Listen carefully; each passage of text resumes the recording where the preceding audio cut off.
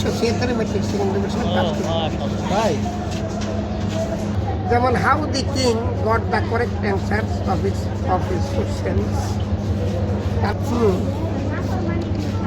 আমার গুরুদেব বলছে যার প্রাণ আছে তাকে প্রাণী বলা যায়, কিন্তু জ্ঞান না থাকলে তাকে মানুষ বলা যায় না। আলে দিলে থাকে নামির জল শুকালে,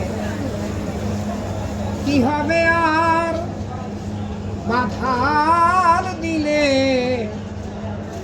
মনে রে কি হবে আর মাথার দিলে, মোহনায় শুকনা মোহনায় শুকনা, আর সময় গেলে সাধন হবে না। অসময়ে কৃষি করে মিঠামিঠি কেটে মরে, অসময়ে কৃষি করে মিঠামিঠি কেটে মরে। ঘরে গাছে যদি হয় ভেজের জোরে, গাছে যদি হয় ভেজের জোরে, ফল ধরে না তাতে ফল ধরে না। অসময় গেলে সাধন হবে না। অমাবস্যায় পূর্ণিমা হয়, মহাযোগ সে দিনে উদয়। অমাবস্যায় পূর্ণিমা হয়, মহাযোগ সে দিনে উদয়। করিলে সেই যোগের নির্ণয়, করিলে সেই যোগের নির্ণয়। লালন বলে দণ্ড রয় না, লালন বলে দণ্ড রয় না। আর সময় গেলে সাধন হবে না। আচ্ছা, আপনার চোখটা কি জন্মগত এমন না দেখেন? আমার জন্মের যখন 12 দিন বয়স শিশু বসন্ত ধরে, তখনই বসন্তে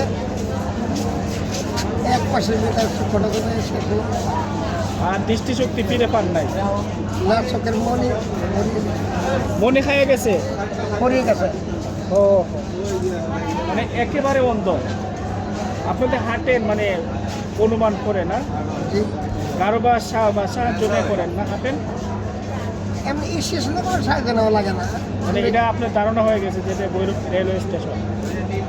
বা আপনি যদি এখন মনে করেন বরিশাল যাবেন, যেতে পারবেন? তখন লোকের সাহায্য লাগে।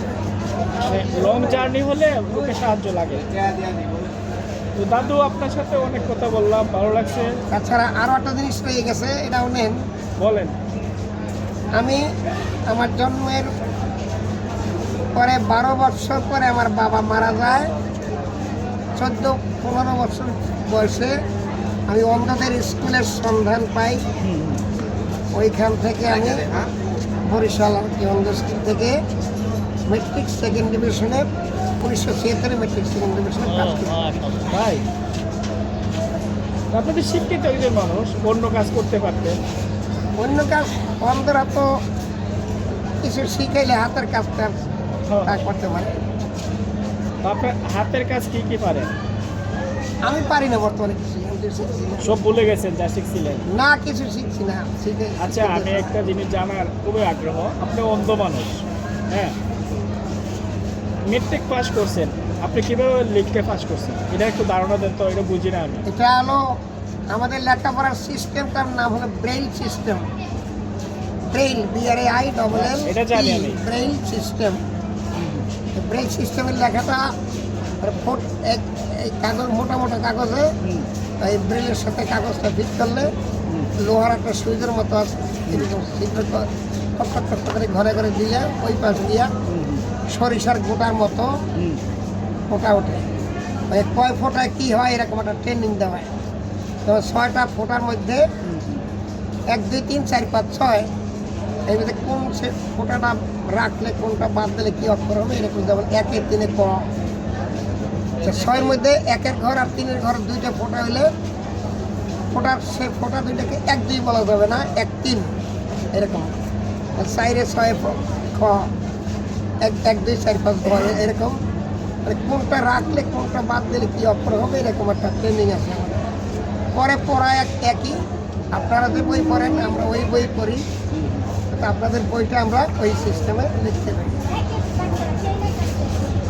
তো সব কিছু মিললে মানে আপনার অনুমানের উপর পরীক্ষার খাতায় যে লেখেন এটাকে অন্য সাহায্য নিতে হয়। পরীক্ষার সময় আপনারা আসেন